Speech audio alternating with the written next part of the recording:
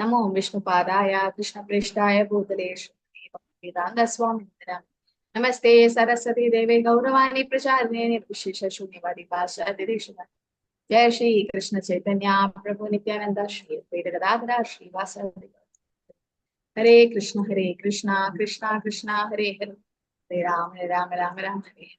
So in chapter 17, we saw divisions of faith, like in three modes. Like, what are the faith divided in three modes? In Sattva-guna, they worship whom? Those who are in Sattva-guna, they worship Mataji, demigods. Demigods. And Rajoguna? Leaders and filmmakers, film stars. Yes. And Tamoguna, they worship? Ghosts and spirits. Ghost and spirit. So those who worship Krishna is in which guna? Shuddha Sattva. Shuddha Sattva. Shuddha Sattva. So this we saw. Okay. So we saw that worship in the three modes. How worship can be divided in three modes based on Sattva, Rajas, Tamoguna. So you can see those who are demigod worshippers, they are in Sattva-guna. In Sattva-guna, they worship the demigods. And then you can see here in Rajaguna, the second picture. I even heard the one film actress, South Indian film actress, has a temple and her deity, like they do Abhisheka and flower worship, so many things. Like after all, they are all human beings. Anyway, they are also going to age and die. But then the people are so passionate, no? Cricket stars and sports stars, everyone, no? Even the actors and actresses. So they keep their pictures in the altar and worship. So that's Rajoguna. And Tamoguna, ghost and spirit. So those who worship the demigods, they take birth in the which planets? Heavenly planets. Heavenly planets. Yes, heavenly planets. And those who are worshipping the demons in Rajaguna, they take birth in the lowest planets. of life. Lowest because planets. yesterday I was hearing Srila Prabhupada. Prabhupada was saying that somebody was so attached to his property and house, so attached. Even I saw a person, even now, I should not say, but opposite to a house, there is a person, there's a land and the construction is going on. The ground floor is over. Now they are doing the first floor. He's so attached to that house that every day, not even day, night also, he's there only. We'll come and see that everything is watered properly and the house, so attached to the house, And Prabhupada was saying that if you become so attached to that particular property or house, then next life you can become a dog in that house, or an insect, or anything, any snake to take a tree also, Mataji. Tree also. A tree. So what happens? They'll have a bad death. And later on, it is said the grandchildren, they hit the snake and made it die, but they didn't know that was their grandfather. So attached. No, we should not be so attached. So because they had so much desires, they take birth in the earth only, again and again. They'll be punarjanma because they had desires. And Tamoguna, they get attached to since they are worshipping ghosts and spirits, they go to hellish planets. So those who worship Krishna is in Shuddha Sattva, and then no more coming back. So this is we saw worship in the three modes. Now we also saw food in the three modes. In Sattva-guna, how are the food in the Sattva-guna? What does it do? Freshly made, Mataji. Yeah, they are fresh, fruity, juicy, wholesome, and almost kind of sattvic vegetarian dishes. And these dishes, it increases the lifespan, it gives happiness and health to us. No? So because what we eat also influences our consciousness. So such food, so it is said, Vishaira anna khaye dushtahaya mana.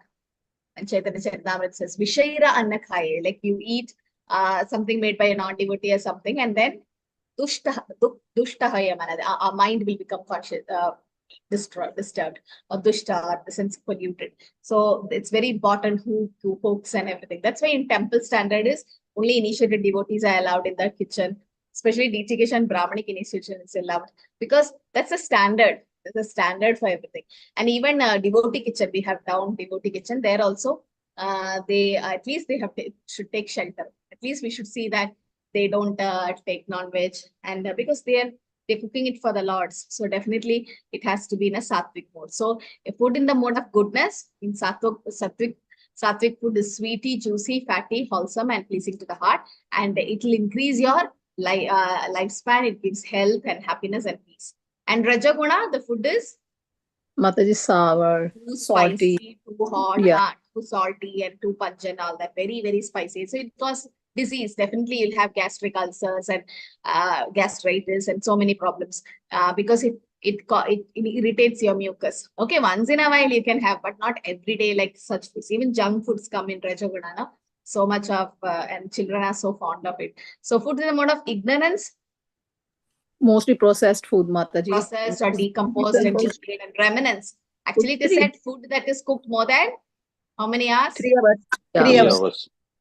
So that's what. So in Boga offering also, we are allowed in the kitchen only 2 hours before the Boga. Even Raj Boga, they cook from 10 a.m. and 12 p.m. At 12 p.m. it's ready. Or evening 6:30 offering, we are allowed only at 5 o'clock or 4:30. We can't go before that because it should be cooked just before 3 hours. If it's a feast, okay, no problem. Chapan Bhog, Raj Bhog, 108 items, then dry items you can do early. That's allowed. But such freshly cooked food, it should be at least warm when you give it to Krishna. It should not be too hot.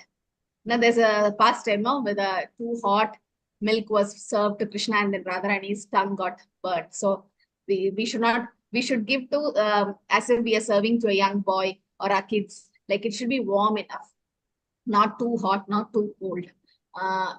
That's how we should serve the Lord. But the food in mode of ignorance is tasteless, bad smelling, decomposed, and it's mostly untouchable things. And the mode of, so we saw faith in the 3 modes. We saw food in the 3 modes. We also saw what else? Sacrifice in 3 modes. Okay. So in Sattvagun, the sacrifice is like doing out of duty. Okay, duty bounded, and then without expecting anything in return. But Rajoguna, it is for passion. It is just to show your to make a show. And also in Tamoguna, it is even causing problem to the health. We saw the examples also. Did we say this austerity of speech? No, right? No, Mataji. We have to do it. So I think we have to start with 17.14. So sacrifice in 3 modes we saw. But what is the sacrifice in Sattva-guna? Shuddha Sattva-guna? Everything for the pleasure of Krishna. Yeah, with the pleasure of Krishna. What that could be? What is the sacrifice which Krishna likes? Yajnai? Yajnai? What is the sacrifice in Kali Yuga? Harinam Sankirtan. Sankirtan. Yajna Sankirtana. Krishna says, Yajnanam Japa Yajnosi. Yajna means sacrifice. Sacrifice, in among all sacrifice, Krishna is the Japa Yajna. Or Yajna Sankirtana Praya Yajandihi Sumedasa. Yajna in Kali Yuga is Sankirtan. So sacrifice in Shuddha Sattva is that actually. Just today in Bhagavad class, Prabhu was saying, Krishna is complete and everything that comes from Krishna is also complete. And so in order to for us to become completely liberated or complete, we should just vibrate the Hare Krishna Mahamantra. And Prabhu was saying, only in human form we are allowed to do that. And that also we are not doing. In human form also we are not able to vibrate the Hare Krishna Mahamantra. So to become complete. So that means Shuddha Sattva-guna. The sacrifice in Shuddha Sattva-guna is Harinam Sankirtan. And that without expecting anything in return for the pleasure of Krishna. Yes, it's for the pleasure of Krishna. We are chanting the Odiya. Somebody asked, why are you chanting 16 rounds? My guru said, because I'm initiated. Why? Because I'm sheltered. Because my Shiksha Guru told. Because that's what Prabhupada says. No, it's for the pleasure of Krishna. We forget it sometimes. We think we are chanting only for the beauty, but then we are actually chanting for the pleasure of Krishna. Because if somebody keeps calling our name, we'll become happy. So like that, when we call Krishna, Krishna becomes happy and it should be for his pleasure. So 17.14.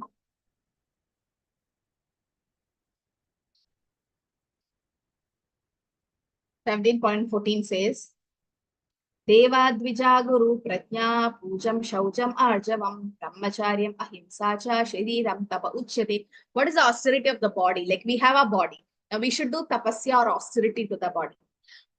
What will break the austerity of the body? Which is the 4 regulative principle which breaks austerity?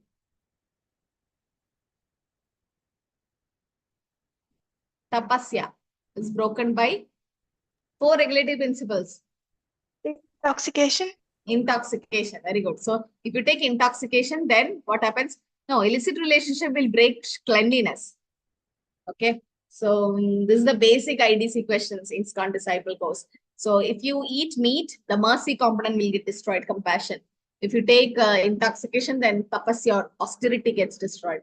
If you do gambling, then satya or truth will get destroyed. And if you have illicit relationship, then cleanliness or shuchi, shaucham will be destroyed. So here austerity will be destroyed by intoxication. Like you take coffee, tea, there's caffeine in it, and alcohol or smoking water, all this, that will destroy your austerity.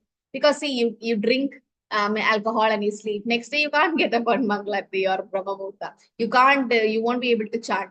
You will be in that intoxication for some time.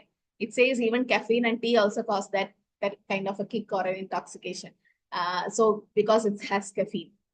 So what will happen is the austerity or tapasya, that will get destroyed. So the austerity of the body consists of worshipping the Supreme Lord, the Brahmanas, the spiritual masters, superiors like father, mother, cleanliness, simplicity, celibacy, and non-violence. So with the body, what can we do? We can pay obeisance to our parents. We can pay obeisance to our guru, to Krishna.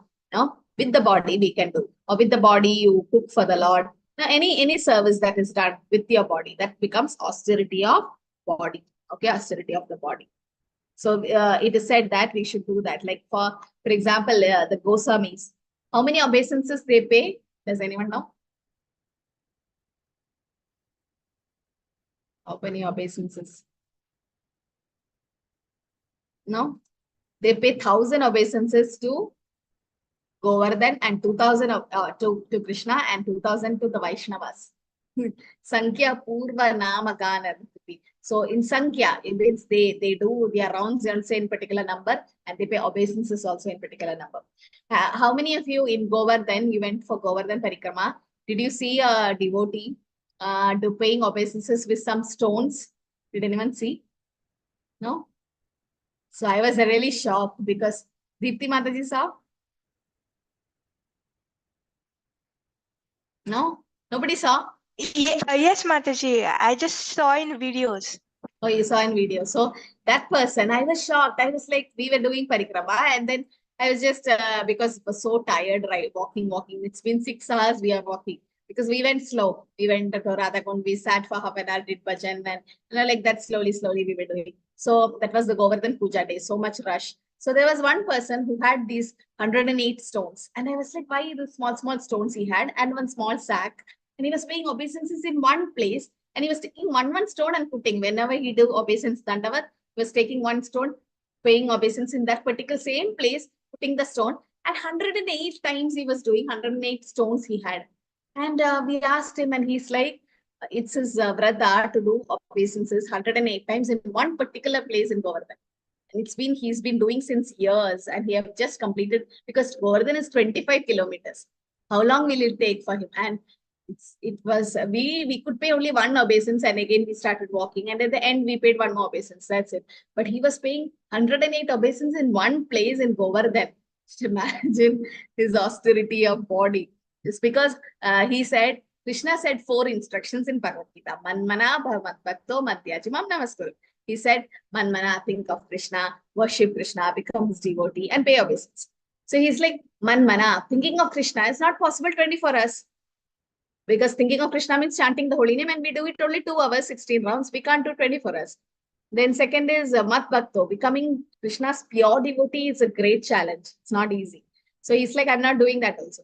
Then Mam Namaskar, Madhyaji, worshipping Krishna. I don't have that much money or austerity, what do you say, opulences to worship Krishna in grand way. So I can do only obeisance, and that's what I'm doing. So it was so shocking to see how people do obeisance. And when you pay obeisances, when you come to temple, what happens? The dust of Vaishnavas come on your head.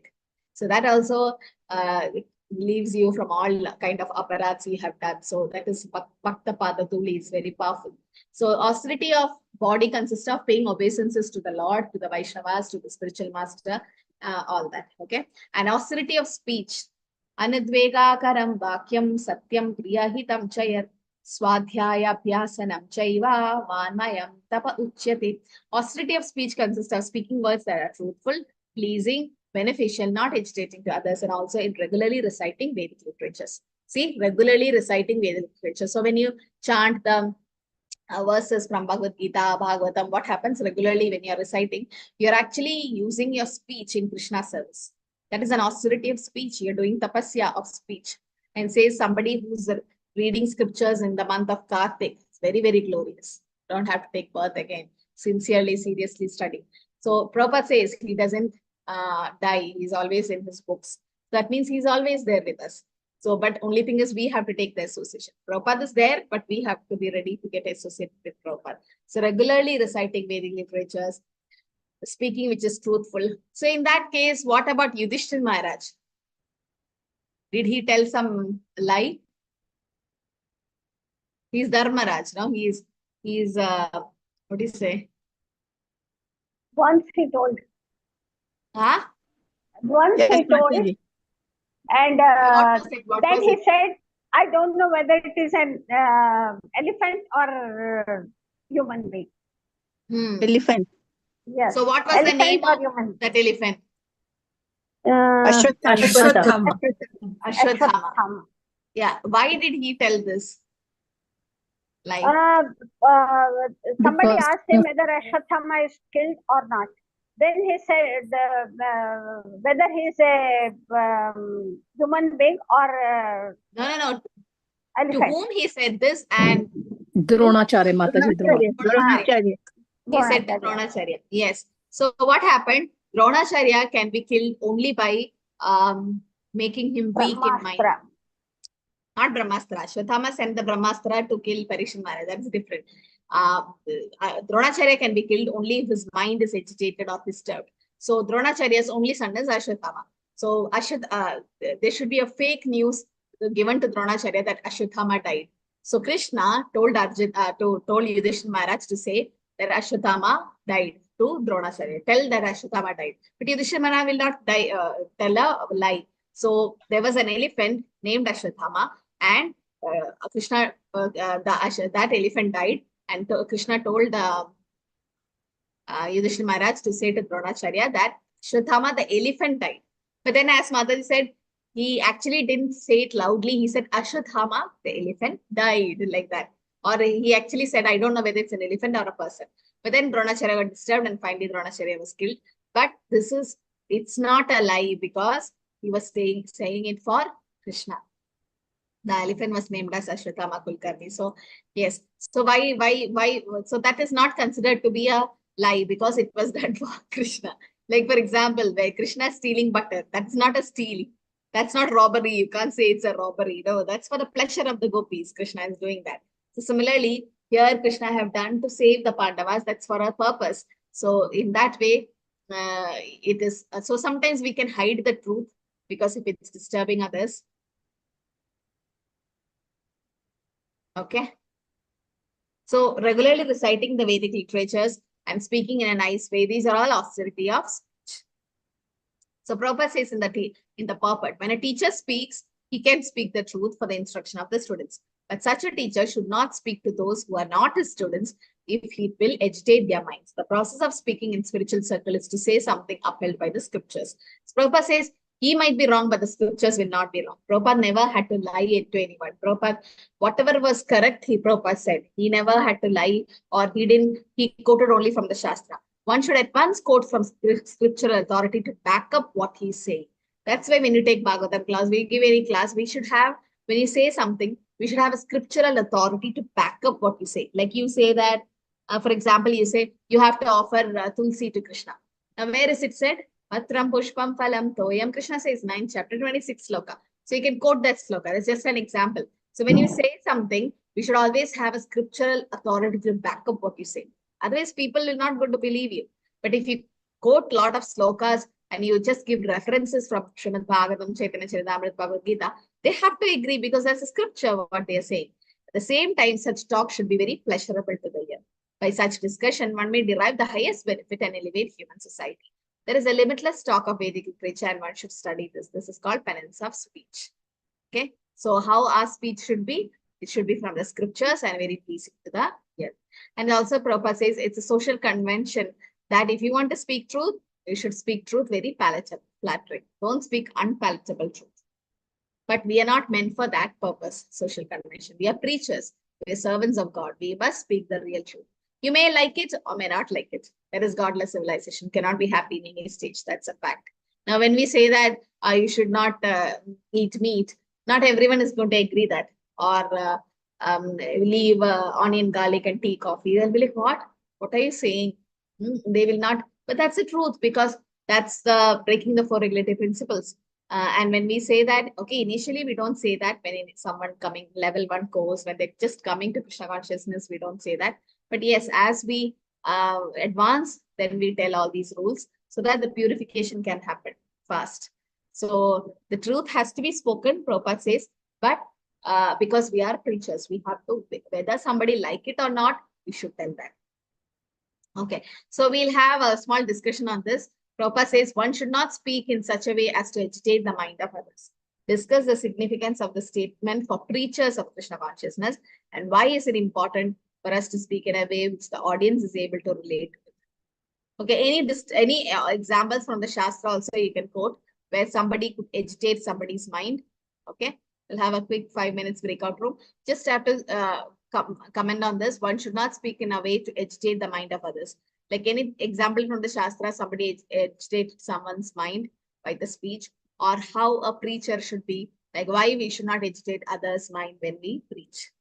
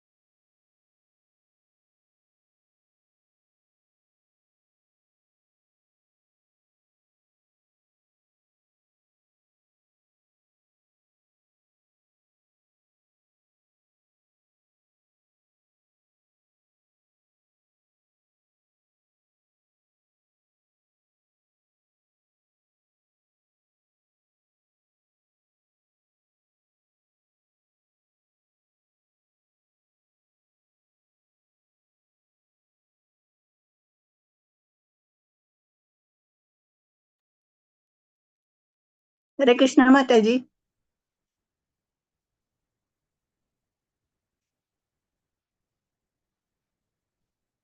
Hare Krishna Mataji. Mataji, Hare Krishna, what happened? My connection was cut. I was in room number Mataji, 1. you have to wait, Mataji, because your Mataji is not here. Okay.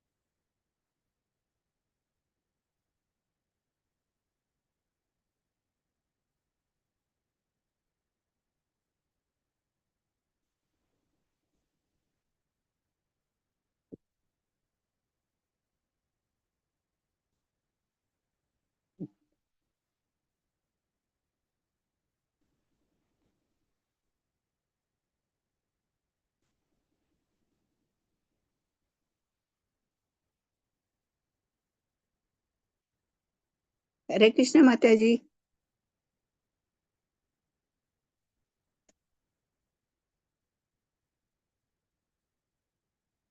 Hare Krishna Mataji. Mataji, actually Mataji has not come yet.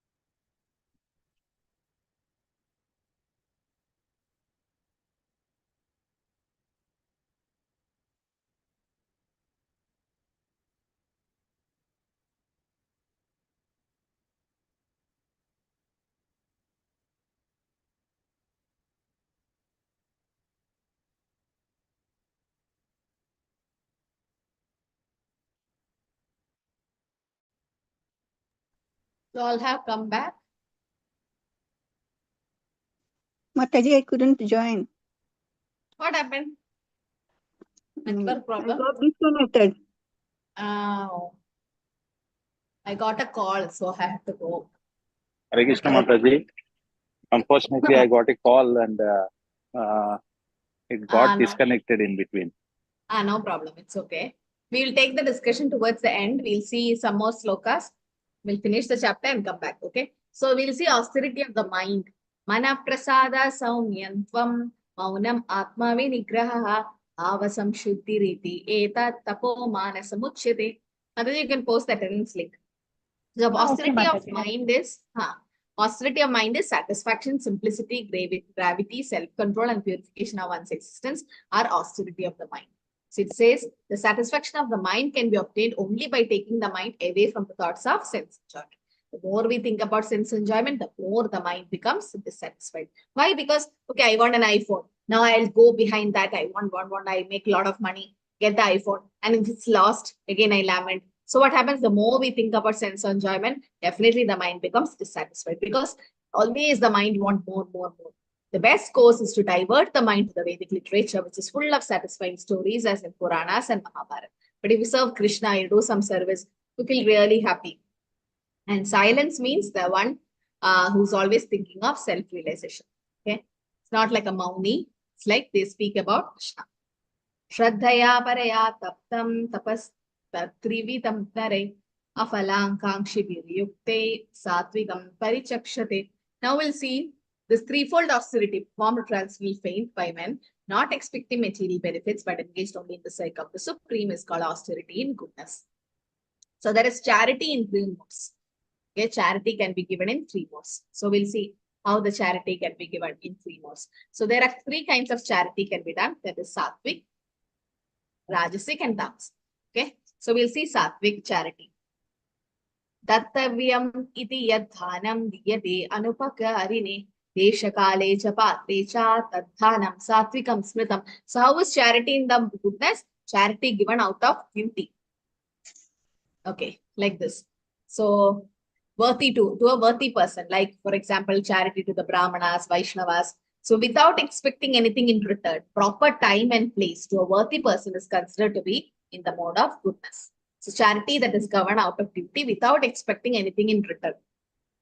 Like you give charity, even when you give charity to temple, you're not expecting anything in return. Some people might expect. Krishna says that because they will employ whatever you give in the service of Lord. So this is charity in the mode of goodness. Like you give and you don't expect anything. But Rajasic person, how is he giving? Yettu pratyupakara tam phalam uttishya va punaha diyate cha pariklishtam tam dhanam rajasam smritam. The charity performed with the expectation of something in return, with the desire of fruitive results or in grudging mood is said to be the charity in the mode of passion. So Rajasic means what? Oh, people will say, I'm so charitable. That is Rajasic. Like some film stars and all, they give some charity for some epidemic, some pandemic conditions. But that's fine. But and they might advertise it. But if they are doing it to encourage others to give, that's fine. But if they're doing it for a pride, that see, so that 4 people should know that, see, I'm giving charity, or people should say that I am so great or something like that, that's Rajasic. It says what we do is not what matters, like what intention with which we do. What intention? Might be we are cleaning the floor of a temple, or we might be dressing the deities or cooking for the deities. But you should see that whatever we do, that pride should not come. I did. No. We are just an instrument. It's actually Krishna helping us to do, or Prabhupada helping us. It's their mercy. So we should feel that whatever we are doing is for them. For the mood is important. It's what bhav we do. Because Krishna is bhavagrahi janardana, right? So Krishna knows. And charity in tamoguna is how? Adeshakale yadhanam apatrebhyascha dhiyate asatkritam avajnatam tattamasam udahritam. Charity performed at an impure place, at an impure time, to an unworthy person, or without proper attention and respect is said to be in the mode of ignorance. So Prabhupada says, and tamasic is one who does not know where the money is going.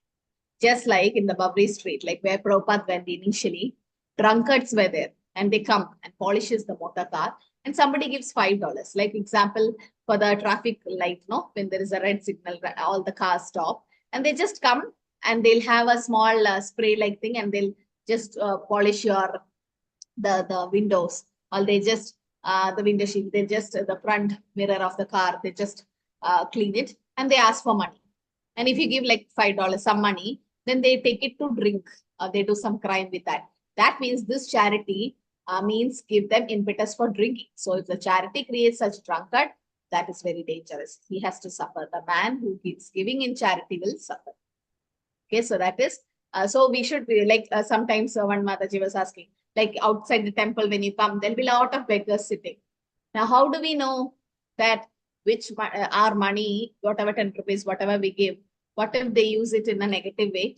That karma, will the karma come back to us? You gave some money to a beggar, and the beggar used that money to buy a knife and killed someone. Will that karma come to you? Yes, Yes. yes, Mataji. Mataji. Yes. So what should we do so that the karma doesn't come to us? We should say Yeah. Sarvam Krishnarpanam before Yes. giving to that person.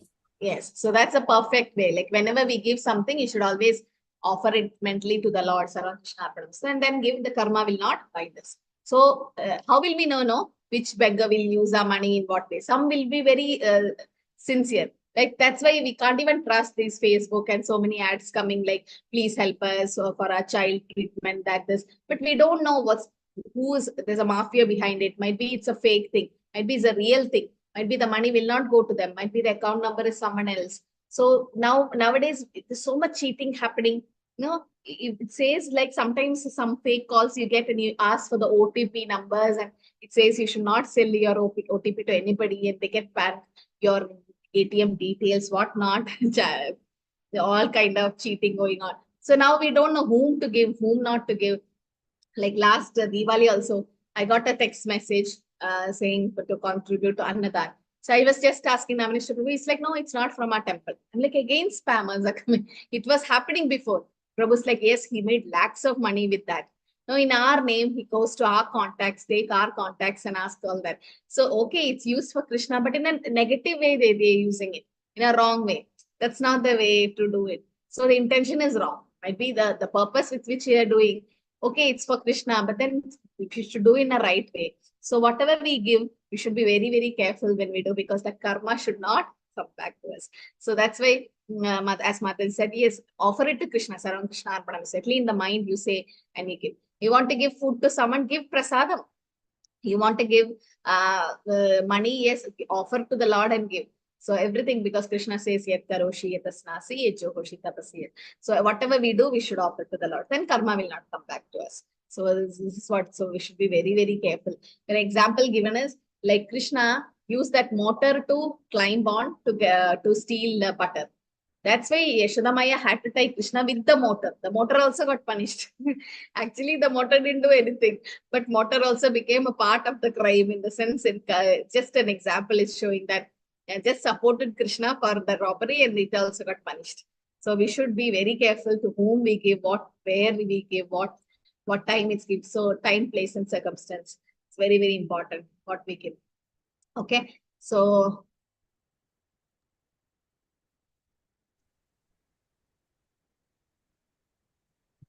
Prabhupada says that, and then also we'll just see some more.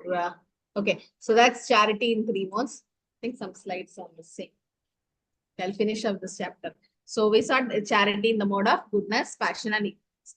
And now it is said, okay, about Om Tat Sat.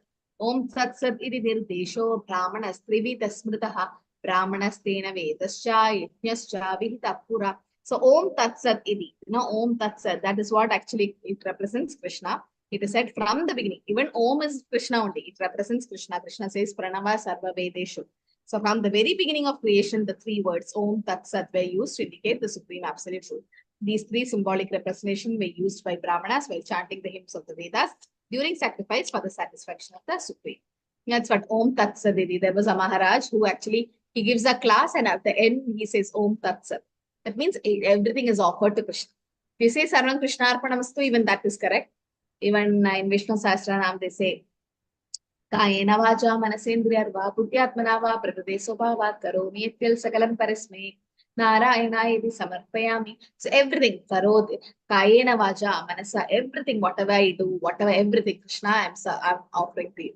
So once there was a Ganpati Homa, Ganesha's Homa was conducted, and then I thought, okay, all the relatives were going and doing. So we were with our japa beats, we were just chanting, and we were thinking like, anyway, Dande Pranama Same Ganadhiraja. So we know that okay, the trunk of Ganesha is on the lotus feet of Krishna. He is also expecting the benefit from that. So we were thinking like, why are they doing this? They could have offered everything to Krishna. But the end, no, the pujari, after everything, after the homa is over and everything, he said this, Sarvam Krishna Arpanam. So he said this, Kayena Vacham, Sarvam Narayana iti samarpayami. And at the end, he offered everything to Narayana.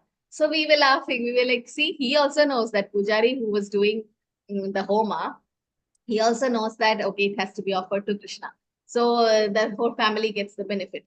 So this is what. So first, finally, we should offer everything. Om Tat Sat, everything is offered to Krishna. So Prabhupada says this is the way of Krishna consciousness, that Tasmat Om Idi Udahritya Yajnadana Tapakriya Pravartante Vidhanokta Satatam Brahma Vivadinam. So therefore, the transcendentalist undertaking performance of sacrifice, charity, and penances in accordance with scriptural regulation begin always with Om to attain the supreme. So they always say is Om, and when you do Swaha or whatever, that mantra will start with Om because they are offering to Krishna. Om refers to Krishna. Okay, that many don't know actually. Like Om Namah Shivaya, when they say actually we are offering respects to Krishna first and then the devotee of Krishna, Lord Shiva. So that's how it goes. But then Hare Krishna Mahamantra already have Krishna in it, so there is no need of Om in such a way in there. So here it is said the absolute truth has to be worshipped, and Ashradhaya Hutam Datam Tapastaptam Kritam Chayat Asat Idi Uchyate Partha Nacha Tat Pretyano Iha. Anything that is done in sacrifice, charity, or penances without faith in the Supreme, O son of Pritha, is impermanent. It's called Asat. It is useless both in this life and next. So anything which is done without faith, you don't have faith in something, and we are doing it, then it becomes impermanent. This asat, in the sense it's useless. It will not help us in this life or next life. Okay, anything that is done without faith. So we should done anything has to be done with faith in the Lord. Then only it will be useful. So how will that faith come? How can we develop faith, Shraddha in Krishna or the scriptures? Yes? Anybody knows how faith can be developed? Mataji, through sevas. Yes, through seva. Sevas to whom? Regular chanting. To Guru. Okay, chanting also. Mahat And- Seva and Satam Kripa. Mahat Seva, Satam Krupa, yes.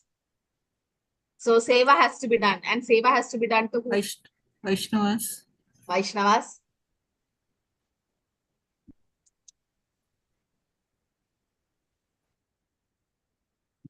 So yes, that especially pure devotees. Okay, especially. So Srimad Bhagavatam also says that.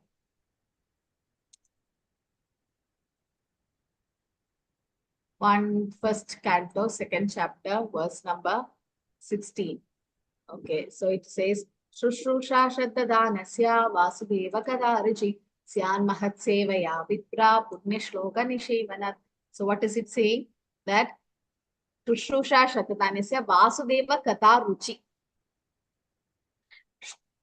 Vasudeva Kataruchi, the taste to hear about Krishna or that faith will come how? Syan Mahatsevaya Vipra. You should do service to the Vaishnavas.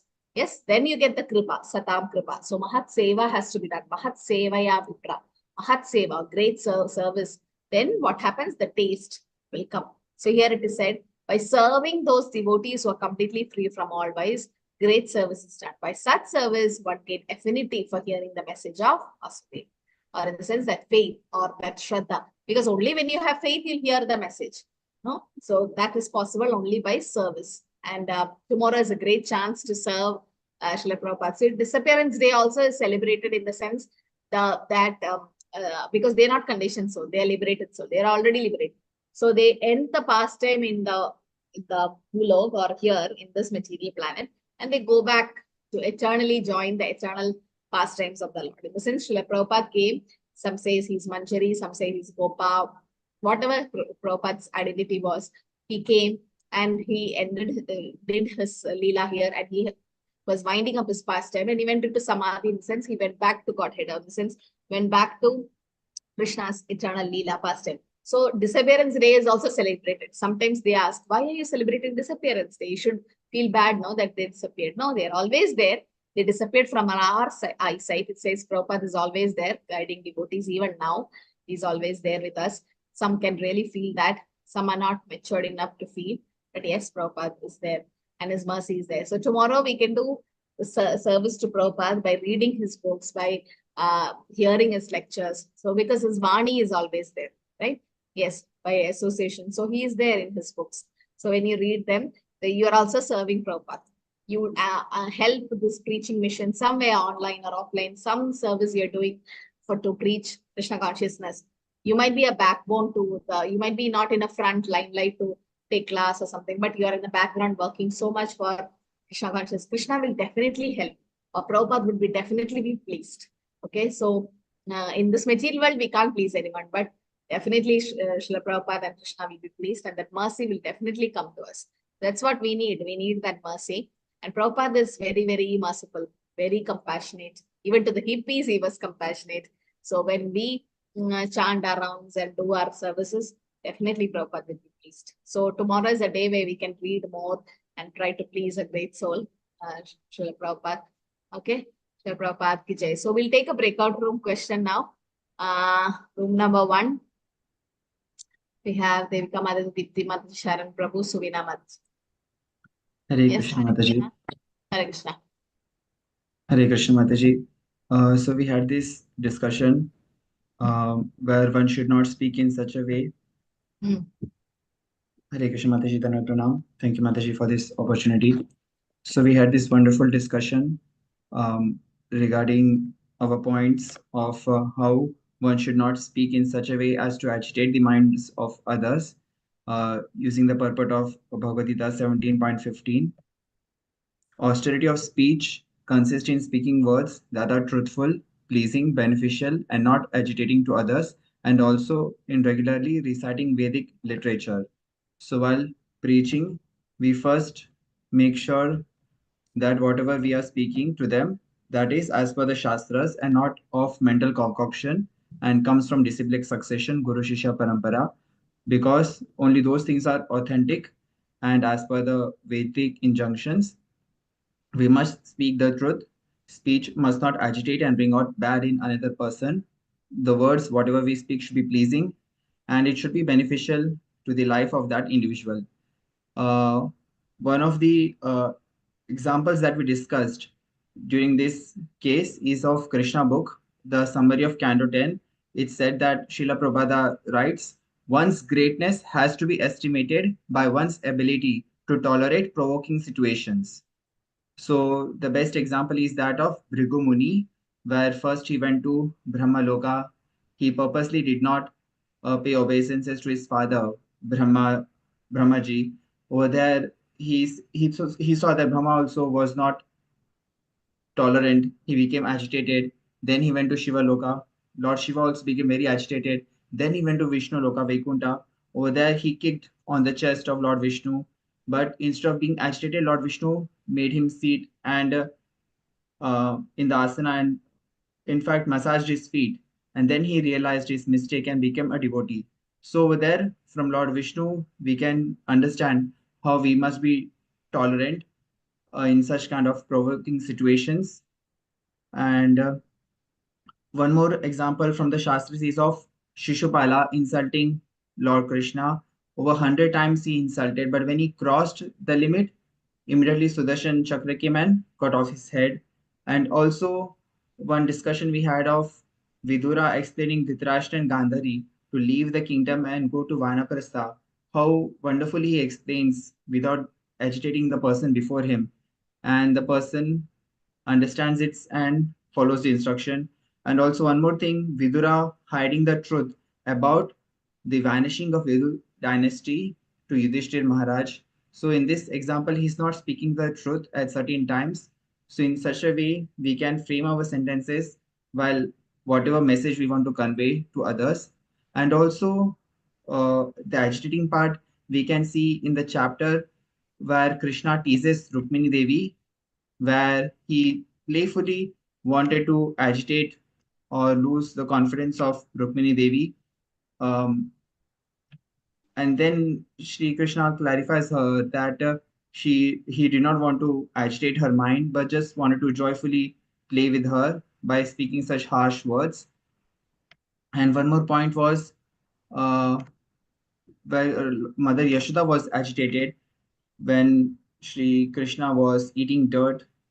So in such kind of, there are many such situations in Shastras where Shri Krishna made other people agitated in certain times, and where situations were like that. But we must understand that Shri Krishna is Rishikesha, and we must control our senses. We must not get agitated and convey the message of Shri Krishna and Chaitanya Mahaprabhu to chant the holy name in this age of Kali. So in this way, we can preach this message, Mataji, without getting agitated. Hare Krishna, Mataji. Hare Krishna. So it's a nice example of Bhrigu and also Shishupal. Yes, very nice example. Because as we know that Bhrigu is how even mind, words, and actions, okay, how he was offended and how he took it. And also Shishupal, yes, 100 times blasphemed. Somebody was saying like initially, when somebody blasphemes, I used to get agitated, I used to feel angry and disturbed. So why did that person say so? Why did that person say so? Kept on thinking, and I was like, that person said only once, and I am thinking it 100 times. So that's not the way we should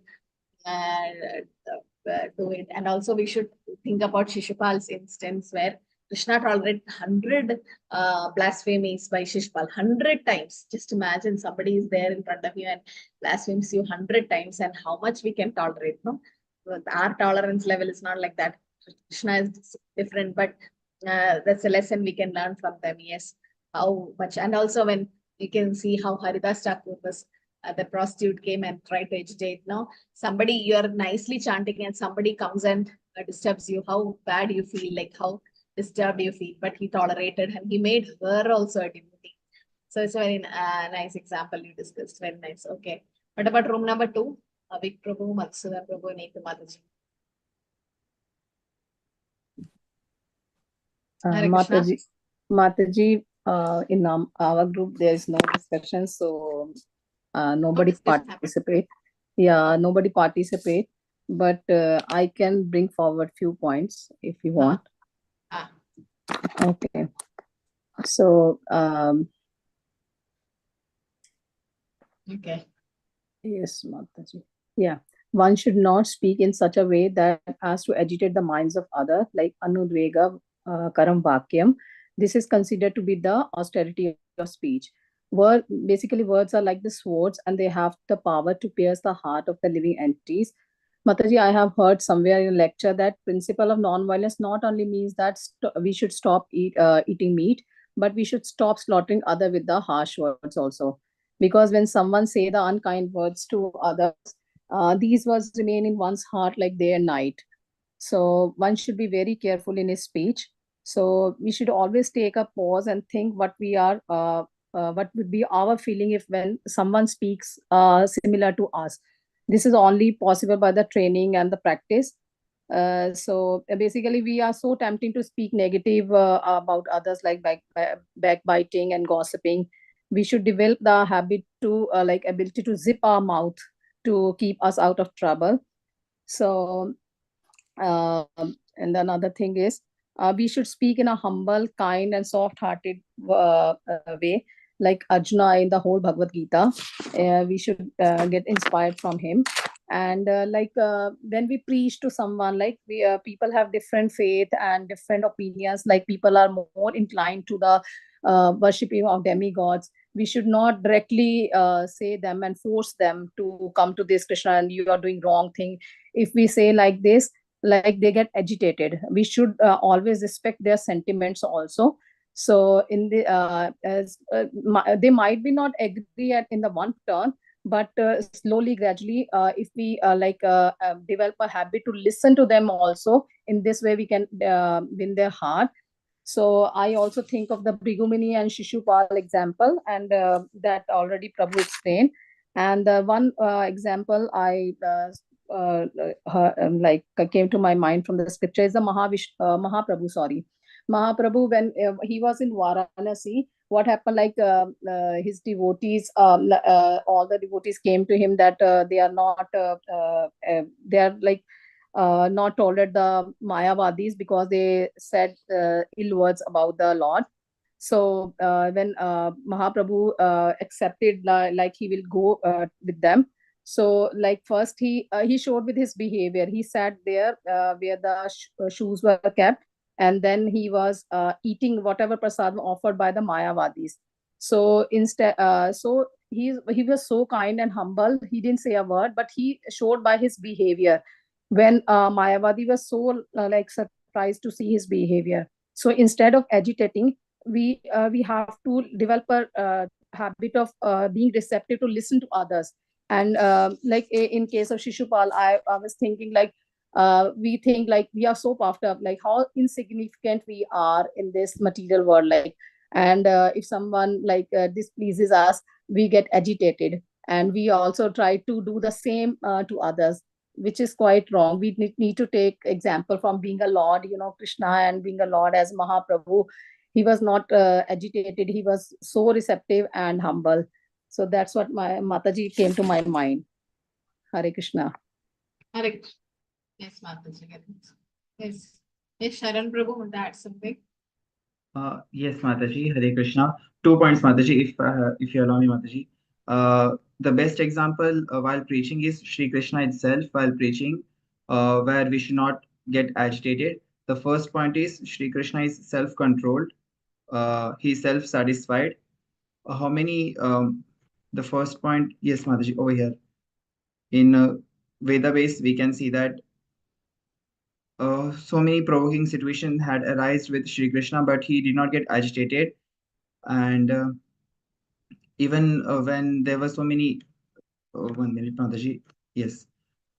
For example, he had 16,000 wives, and still they could not agitate the mind of Sri Krishna in spite of their attractive feminine behavior.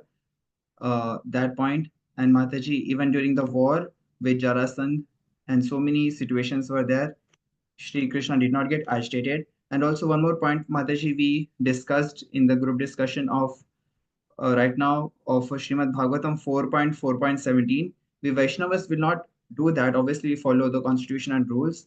But over here, Ma Sati says that if one hears an irresponsible person blaspheme the master and controller of religion, one should block his ears and go away if unable to punish him. But if one is able to kill, then one should by force cut out the blasphemer's tongue and kill the offender. And after that, one should give up his own life. Although these things are there in the Shastras, but still we Vaishnava follow an etiquette, and we don't get agitated, and we continue, Mataji, to follow Chaitanya Mahaprabhu's teaching of chanting the holy name. That's it, Mataji. Hare Krishna. I just wanted to add these points as per the Shastras.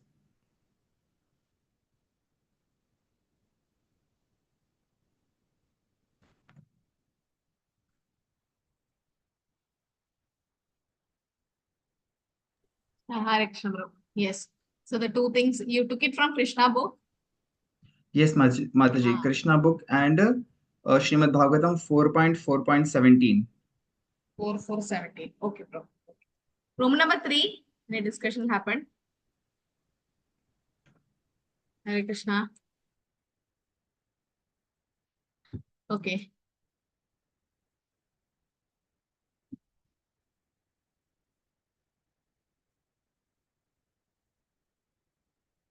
Oh, very nice. So this is what Prabhu is saying, the sloka 4.4.17 message that if one hears an irresponsible person blaspheme the master and controller of religion, one should block his ears and go away if unable to punish him. But if one is able to kill, then one should be by force cut out the blasphemer's tongue and kill the offender. After that, one should give up on his own life.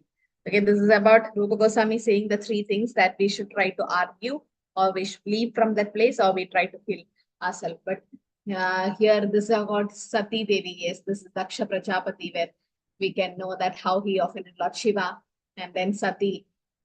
Yes, sure, okay.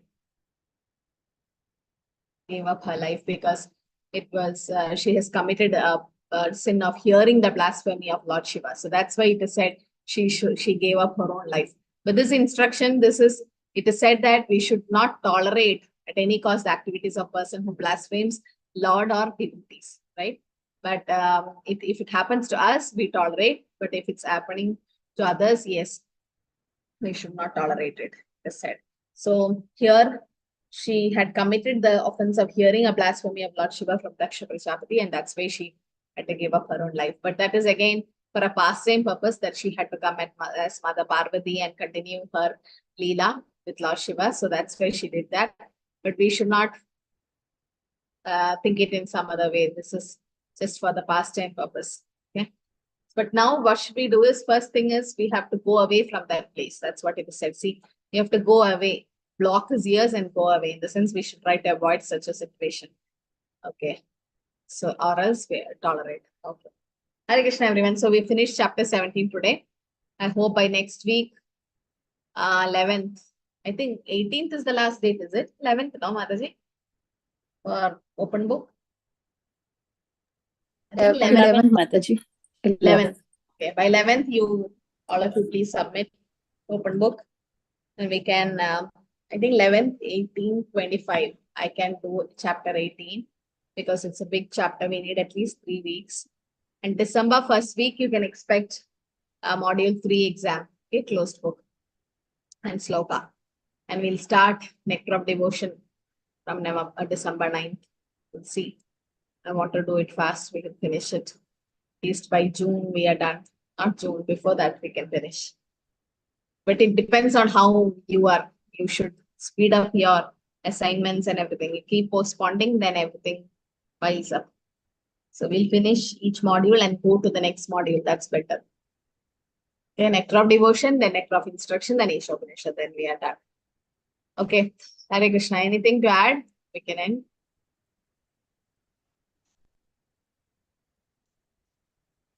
So try to take fast tomorrow till noon. Pray for Prabhupada's mercy. Okay.